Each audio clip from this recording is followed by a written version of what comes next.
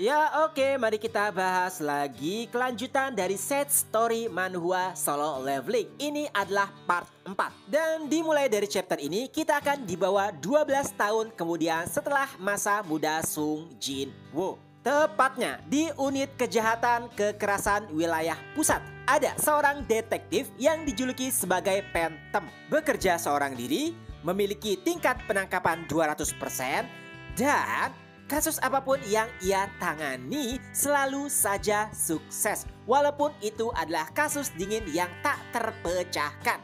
Tidak hanya itu, detektif ini bahkan menolak tawaran jika dinobatkan atau ingin diangkat jabatannya. Ia berkata jika ia hanya ingin fokus di lapangan.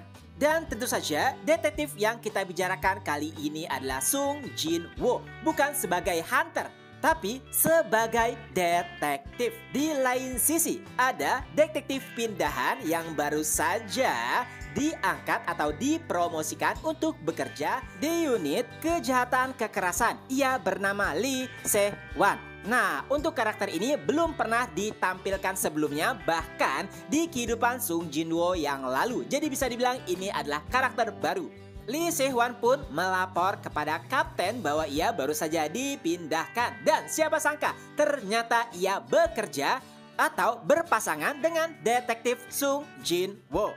Lee Se-wan pun mulai memperkenalkan dirinya saat Sung Jin Woo hadir ataupun tiba di kantor. Lalu Jin Woo sebagai senior pun mengajak si newbie ini untuk berpatroli. Jin Woo juga bertanya, apa tujuanmu masuk ke kepolisian? Lalu newbie pun menjawab, aku ingin menangkap penjahat sebanyak-banyaknya. Mendengar jawaban tersebut, Jin Woo pun menanggapinya, bagus, itu juga adalah tujuanku. Nah, saat itulah si newbie ini diajak berkeliling seharian penuh untuk menangkap penjahat. Bahkan itu membuat Lee Se-wan tumbang karena kelelahan.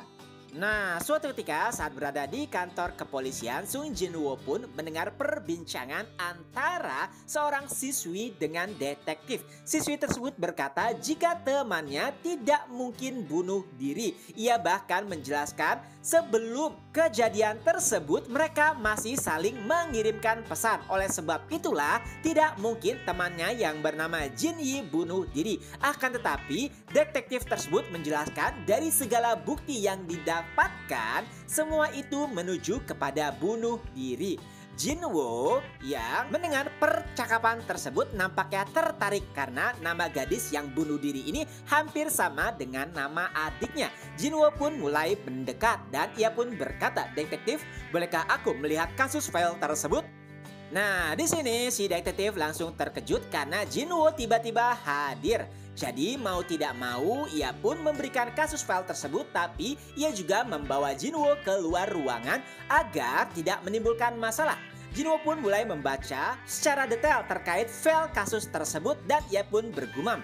Tidak ada yang aneh dalam catatan ini. Dan detektif tersebut pun menjawab, betul kan apa yang aku katakan?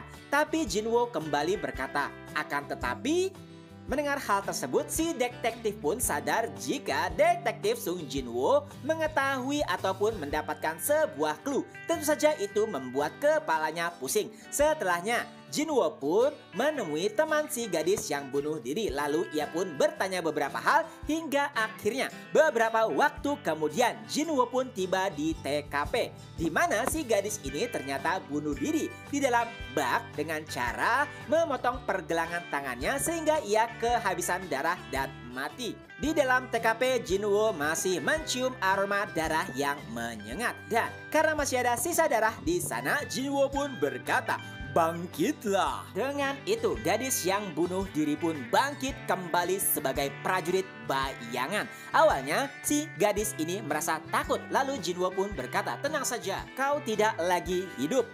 Dan Jin Woo pun mulai menjelaskan apa yang terjadi kepadanya. Setelahnya ia pun mulai bertanya terkait dengan kasus yang menimpanya atau kenapa ia bunuh diri. Setelah mendapatkan beberapa pernyataan, Jinwoo pun mendatangi wali dari Jin Yi yang merupakan ayah angkatnya. Jinwoo pun mulai bertanya kepada ayah angkat tersebut, tapi si ayah angkat ini diajak ke sebuah kafe untuk berbincang.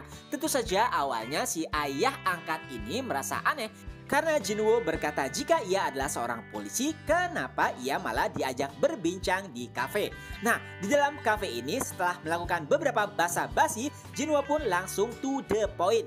Ia pun mengeluarkan sebuah rekaman di mana isi dari rekaman tersebut adalah percakapan Sung Jinwoo dengan bayangan Jin Yi. Yang intinya Jin Yi ini bunuh diri karena sebelumnya ia dihubungi oleh ayah angkatnya. Ternyata dari kecil si Jin Yi ini sudah mendapatkan kekerasan seksual oleh ayah angkatnya. Oleh sebab itulah ia memutuskan untuk sekolah di luar daerah agar tidak tinggal dengan ayah angkatnya. Hidupnya sudah mulai tenang hingga akhirnya tiba-tiba ayah angkatnya mengirimkan pesan bahwa ia ingin bertemu. Dan itu membuat Jin Yi stres dan memutuskan untuk bunuh diri. Mendengar percakapan tersebut, ayah angkat Jin Yi langsung gemetar dan juga ketakutan. Lalu Jinwoo pun menawarkan dua opsi. Pertama, menyerahkan diri dan mengakui kesalahan. Dan kedua, membayar perbuatan yang telah ia lakukan. Nah, di sini awalnya si ayah angkat Jin Yi ini mengira jika maksudnya membayar adalah membayar sejumlah uang karena ia cukup kaya. Ia pun berkata, "Baiklah, berapa yang kau inginkan?" Karena pekerjaannya adalah seorang dokter, jadi si ayah angkat Jin Yi ini tidak kekurangan uang. Tapi ternyata itu adalah jawaban yang salah. Saat ia berkata, "Berapa yang harus aku bayar?" Ternyata ruangan pun langsung berubah menjadi gelap.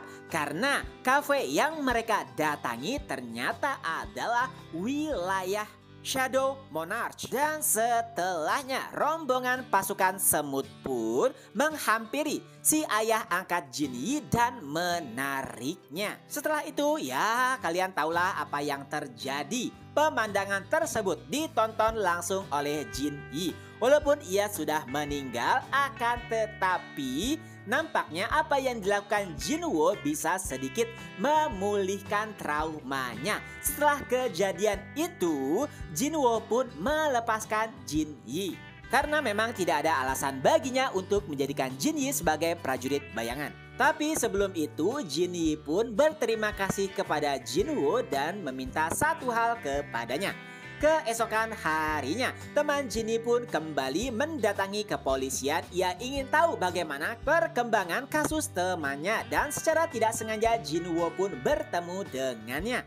Teman Jin Yi pun menanyai terkait perkembangan kasus tersebut dan Jinwoo pun memberikannya sebuah kotak dan berkata, "Bukalah." Saat dibuka alangkah terkejutnya Jin Yi karena ternyata itu adalah sebuah kado untuknya. Karena pada saat hari kematian Jin Yi bertepatan dengan ulang tahun temannya. Saat itu mereka telah berjanji untuk bertemu. Jika saja si ayah angkat Jin Yi tidak mengirimkan Jin Yi pesan, pastinya mereka berdua telah bertemu dan bersukaria. Teman Jin Yi bahkan nangis terseduh-seduh karena mendapatkan hadiah perpisahan terakhir dari teman baiknya. Aduh, sedih banget ya, model-model drama Korea.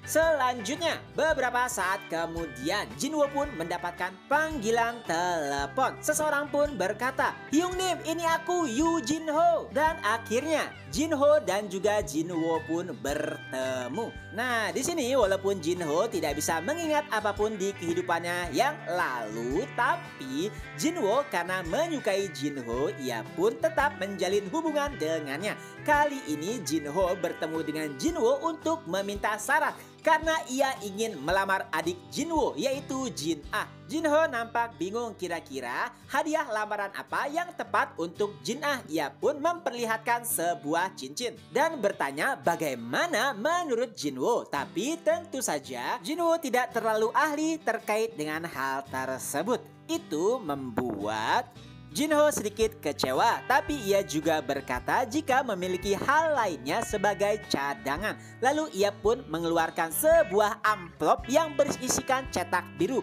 Ia berkata jika gedung tersebut nantinya akan ia jadikan hadiah jika Jin Ah bersedia menerimanya. Gedung tersebut bisa dijadikan sebuah tempat perawatan ataupun rumah sakit karena Jin Ah kuliah di kedokteran. Tapi alangkah terkejutnya Jinwo saat melihat cetak biru tersebut. Itu adalah cetak biru yang sama persis yang ia dapatkan di kehidupannya yang lalu. Sebuah hadiah gedung yang pada akhirnya dijadikan tempat di mana Guild Ah Jin berdiri. Jinwo bahkan tertawa, tidak hanya di masa lalu, tapi ternyata di masa kini pula gedung tersebut tetap berhubungan dengan mereka. Melihat Jinwo yang tertawa, Jinho pun bertanya, "Hyungnim, kenapa kau tertawa? Apakah ada yang lucu?" Tapi Jinwo berkata, "Tidak apa-apa, aku hanya berpesan kepadamu satu. Kau adalah pria yang baik, jadi lakukan saja sesuai dengan apa yang kau inginkan." Mendengar hal tersebut, Jinho pun sedikit tersentuh. Perbincangan pun terus berlanjut hingga suatu ketika Jinwo pun bertanya, "Hyungnim, sebenarnya bekas luka apa yang ada di tanganmu?" Dan Jinwo pun menjawab, "Oh, ini adalah bekas luka saat aku menyelamatkan dunia." Nah, di sini Jinho pun menganggap itu sebagai lelucon, tapi tentu saja itu adalah benar. Luka itu didapatkan Jinwo saat bertarung dengan para monarch. Dan mereka pun mulai bersulang demi kesuksesan lamaran Jinho. Dan sebelum benar-benar mabuk, Jinho pun kembali bertanya, "Oh ya Hyungnim, ada yang lupa. Bagaimana keadaan kakak ipar?" Jinho pun menjawab, "Oh ia baik-baik saja. Lalu bagaimana dengan Soho? Apakah ia sudah bisa berjalan?" Dan Jinho pun menjawab, "Ia juga baik-baik saja, tapi ia belum bisa berjalan. Umurnya masih 6 bulan.